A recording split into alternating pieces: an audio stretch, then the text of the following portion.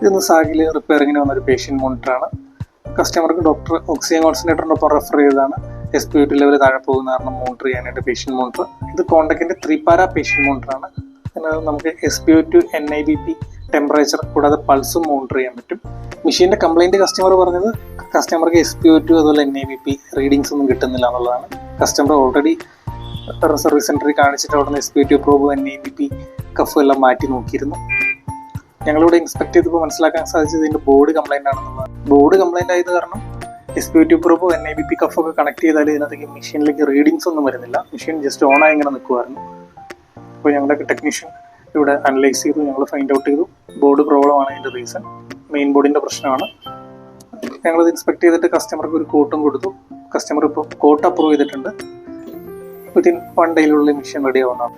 നിങ്ങൾ നിങ്ങളുടെ എക്യുപ്മെൻറ്റിന് ഒരു ക്വിക്ക് സർവീസ് ആണോ നോക്കുന്നത് എങ്കിൽ സാഗ് മെഡിക്കെയറിനെ കോൺടാക്ട് ചെയ്യാം. ഞങ്ങൾക്കിവിടെ സാഗ് മെഡിക്കെയറിൽ സർവീസ് കൂടാതെ എല്ലാ പ്രോഡക്ട്സിൻ്റെ സെയിലും അവൈലബിൾ ആണ്.